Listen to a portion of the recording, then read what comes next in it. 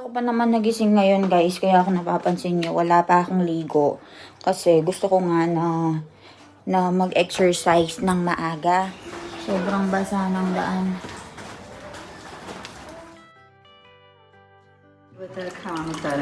So dito sa India, ghee yung pinapakain nila sa mga Oo. So kapag naging ganyan na daw yung itsura niya, na watery. Where did you go?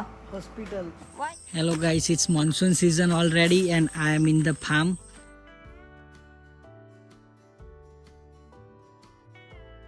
It's already very big. Everywhere you see it's just papaya and papaya. I will show you good papaya.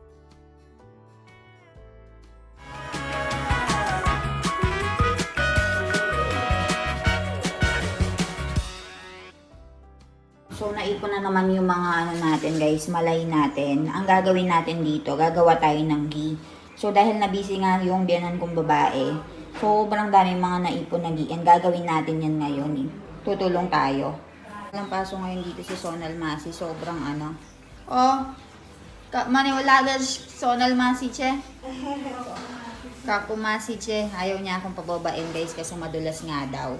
And maulan ngayon actually oh. Gusto kong maglakad-lakad dyan sa likod, kaya lang pinagbabawalan nila ako kasi baka madulas nga daw ako. Aga ko pa naman nagising ngayon guys, kaya ako napapansin nyo, wala pa akong ligo. Kasi gusto ko nga na mag-exercise ng maaga. So nagigising ako ng alas 8, tapos mag-exercise ako ng 1 oras. Pero pagkagising ko, sobrang maulan and sobrang bina or sobrang wet yung daan. So, ipapakita ko sa inyo. Pasensyahan nyo na yung mukha ko, guys. So, ayun. Naglakad-lakad lang ako dito. 9 o'clock na.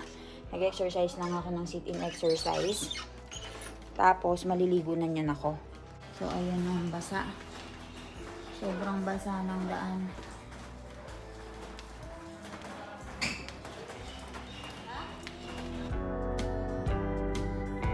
Gagamitin natin guys, meron tayo dito ang keway blender. So blender yung tawag nila dito guys. So yan yung gagamitin natin. Ako yung magmi-mix dyan hanggang sa maging watery na siya. So ayan guys, ganyan yung gagawin natin. So papakita ko lang sa inyo and then mag-take over na ako.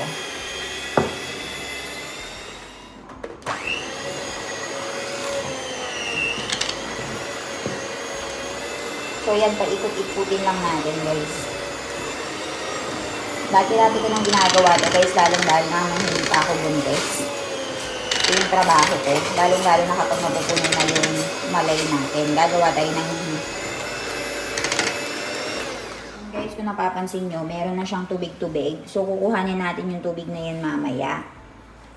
Problema lang dito, guys, medyo matrabaho yan kasi tingnan nyo, oh. At saka medyo madumi siyang gawin kasi naninilamsik talaga kapag ginagamit mo itong mixer ba nila yan or blender. Basta kung anong tawag dyan. So pagpapatuloy lang natin and then balitaan ko kayo. Awo, chuaju, hena. Toro kaj. So sinicheck ni mommy. सहज बोलो ऊपर से Aju toro kaj. So konti pa daw. Tapos ko na siya guys, pwede na daw ito. Papakita ni mami yung susunod na step. And habang ginagawa nga namin itong ghee, busy na si mami dito sa pagluluto. Mami, hukha ba na ano dyan? Ringer, raweda, na may patatas. So, ayan yung ulam natin for today. Ano yung khichdi? Mori khichdi. So, pwede na yan. Papakita na natin yung susunod na gagawin guys. Lilinisin niya lang daw yung blender niya.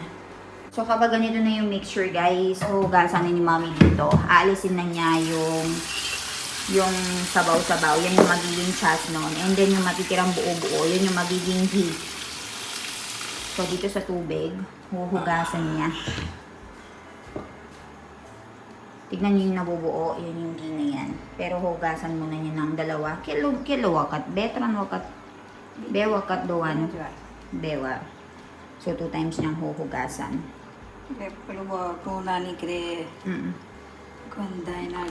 Para hindi daw mabaho.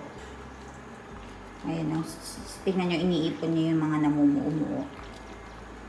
Tapos ilalagay niya dito. Ito yung ito yung chas. Paglalagyan niya ng sabaw yung tubig. Ayan. Ganyan siya. So, yung mga milk products nila dito, guys, ang daming mga magagawa mo. Yung gaya nito, yung milk, maiinom mo siya. Yung malay niya, magagawa mo siyang ghee. Para siyang magiging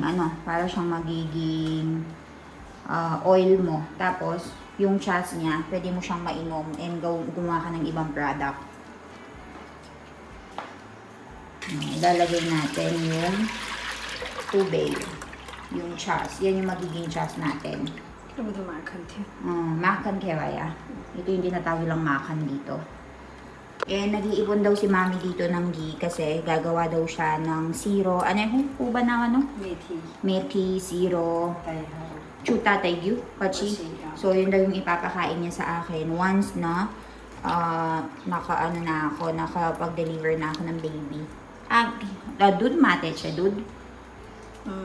For pampadami ng gatas.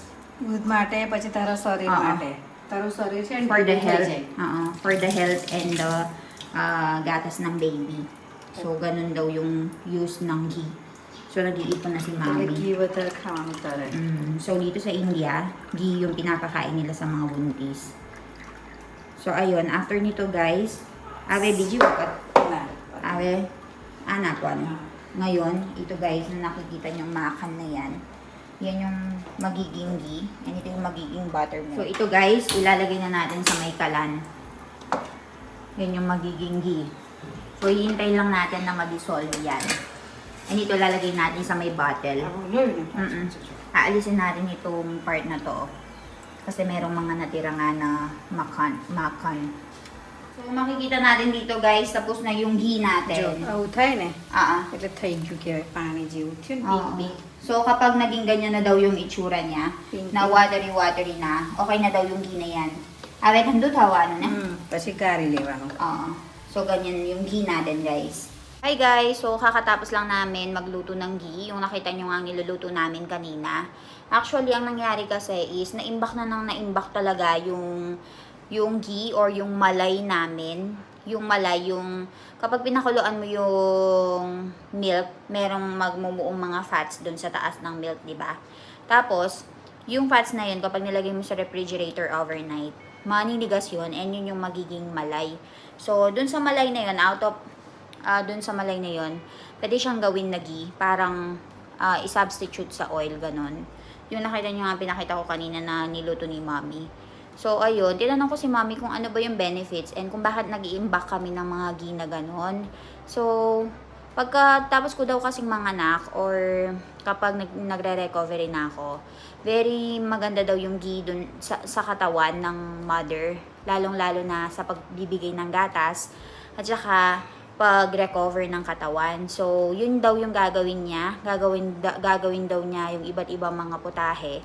Like mga sweets, ganyan. Yung mga sinabi niya kanina, hindi ko na naintindihan kung ano yung mga yun. Pero marami daw siyang gagawin na pagkain para sa akin, para makarecover daw ako agad, and maraming ngang gatas daw yung lumabas sa akin. So, ayun, kaya nag-iimbak na po kami ng mga ghee para kapag nanganak na ako, hindi na niya isa pang trabaho. So, ayun guys. Gusto kong sagutin yung isang question nung nanonood sa atin. Si Sam Store 6680. Ma'am Elaine. First of all po, yung pangalan ko is Elaine. Kaya ang daming nako-confuse. Si Milan and Elaine. Kaya naging Milaine. So, hindi ka pa pwedeng magluto ng sarili mong food. Halimbawa, pagkapanganak, sinigang, mga sabaw. May malunggay naman yata dyan. O kaya luto ka ng bulang lang. Luya lang naman yon, bawang, asin at nor. So, guys, alam nyo ba, kung pwede lang talaga ako magluto dito sa bahay, makakapagluto ako, pero bawal. Kasi, paano ko ba sasabihin? Yung mga nadaanan ko kasi talaga dito, guys, never silang nakatikim ng karne. Never sa tanang buhay nila na nakatikim sila ng karne. Ultimong bawang at sibuyas nga, sobrang higpit nila, hindi sila kumakain yung mga binan ko. Paano pa kaya pag karne?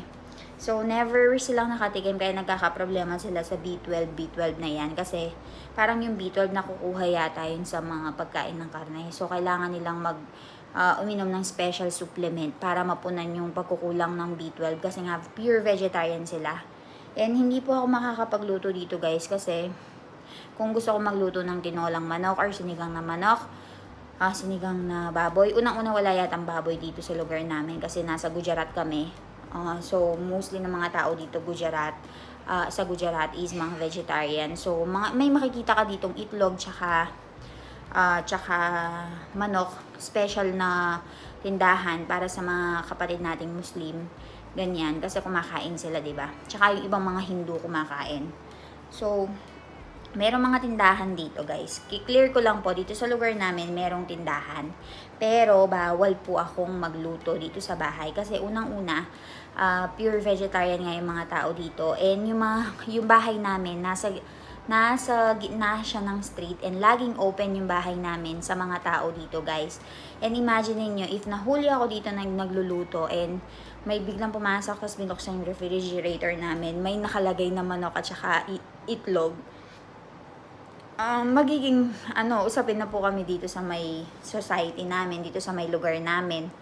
So, hindi ako magkakapagluto dito ng karne, guys. And respeto na rin sa mga binan ko kasi nga hindi nga sila kumakain. Although merong mga vegetarian na mga parents or mga Indians na inaalaw yung mga daughter-in-laws nila or yung ibang family nila na kumain.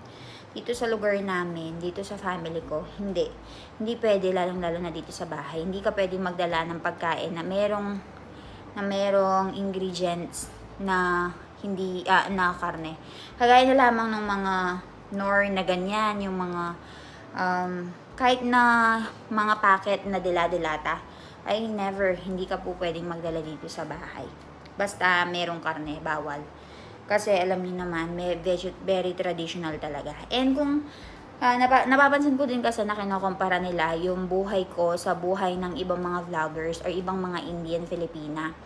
Alam nyo guys, iba-iba po kasi talaga yung pamumuhay namin dito sa India. Hindi pare-pareho. Dito sa family na napuntahan ko, vegetarian sila. So, hindi sila kumakain talaga ng kahit anong karne, mapaitlog man yan. Yung ibang family, may kumakain lang ng itlog tsaka manok. Pero hindi sila kumakain ng baboy, baka, tsaka seafoods. Yung ibang family, kumakain ng mga mutton, ganyan. Lalo na yung mga Muslim family na napuntahan nila, kumakain sila. So, iba-iba. Yung kultura, nagbabase din sa nakagisnan ng family. So, ganun siya, guys. Kaya, kung meron kang boyfriend na Indiano, una pa lang tanungin mo na kung kumakain ba sila ng karne, ano yung mga kinakain nilang karne. If hindi sila kumakain ng karne, papayagan ka ba magluto or kailangan nyo bang humiwalay para makakain ka? Una pa lang i-clear nyo na yun, guys, kasi ayoko na maging problema nyo yun pagdating ng panahon. And kapag nagkaanak na kayo or bumubuo na kayo ng family tapos hindi nyo na kaya, ganyan, masisira yung family nyo dahil lang sa pagkain. Pero sobrang hirap. Sobrang hirap talaga, guys. Kaya dapat maging open-minded ka talaga and konting pagtitiis talaga.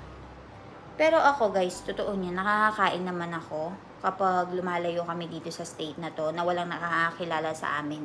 Kasi naiintindihan ako ng asawa ko. Pero kapag dito talaga sa lugar namin, kahit ako, hindi ako namimilit na kumain kasi alam ko mapapahamak yung buong family namin. And parang ayoko na lang na merong masabi yung mga tao sa akin na ganito nga, na kumakain akong ganun. Kasi yung mga binan ko nga, iniisip ko din yung reputasyon nila.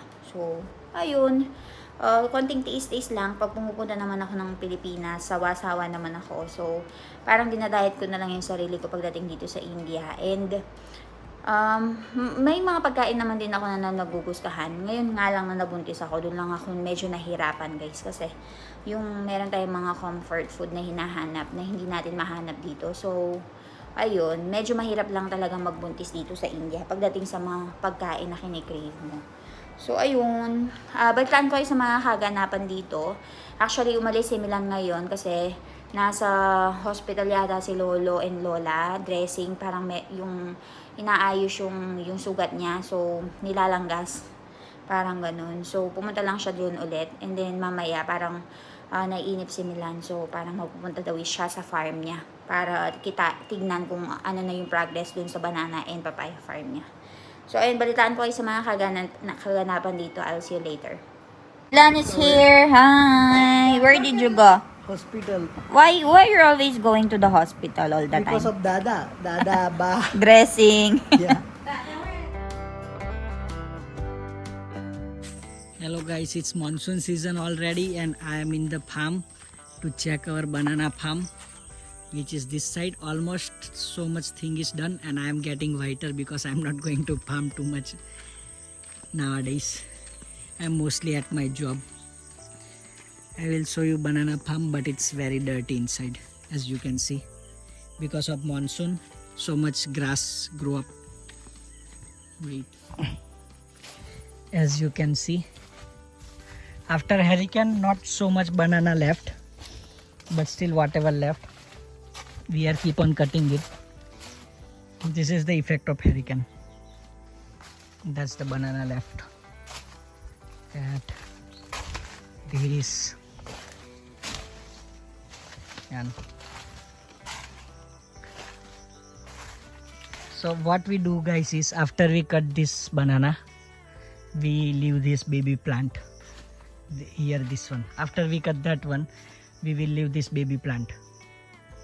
So after this, that one will give banana. That's how we are doing it right now. Everywhere you will see one extra plant.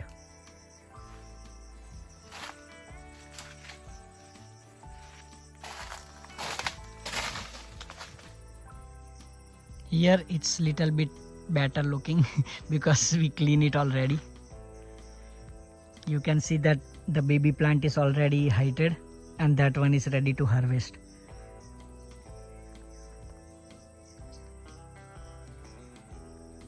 Now we are in papaya farm guys, and look at our papaya. It's already very big.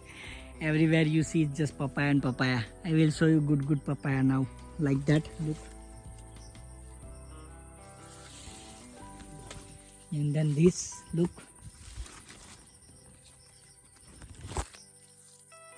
This is destroyed papaya. This is gone out of hand due to virus, like that. But there is other papaya which is giving good harvest still. This is new flowering.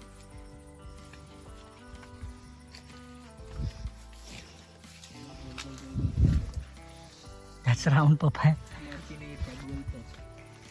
Kakadi.